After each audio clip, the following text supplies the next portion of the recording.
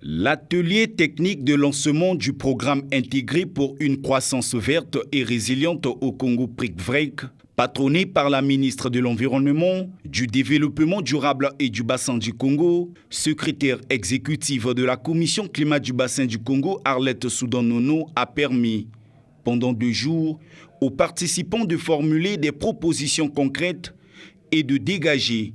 des partenariats durables. Les participants ont souligné l'importance de concilier protection de l'environnement, développement économique durable et amélioration des conditions de vie des populations.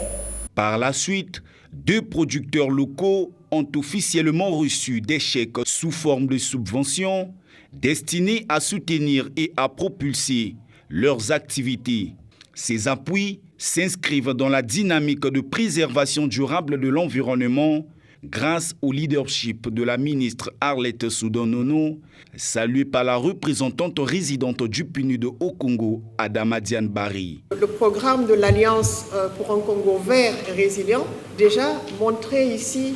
ses preuves à travers les 2 chèques qui ont été remis pour une valeur totale de 21 183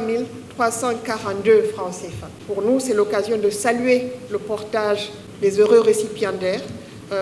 espérer que ces ressources qui ont été mises à disposition par les partenaires financiers que sont le Fonds vert pour le climat et le Fonds pour l'environnement mondial seront utiles pour impulser une dynamique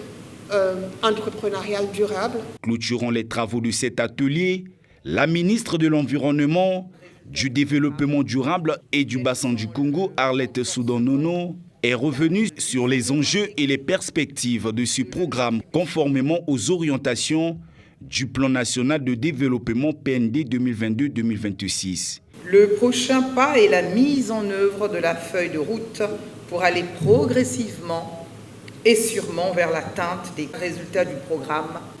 lesquels sont le renforcement du cadre de mise en œuvre intégrée, de la contribution déterminée nationale, la mise en œuvre d'une stratégie nationale adoptée de promotion des économies vertes, bleues, circulaires et solidaires. Ensemble, nous allons travailler et réussir le développement et la promotion d'un marché de carbone national que nous voulons souverain, réel, pour la diversification de notre économie et sa participation dans notre PIB,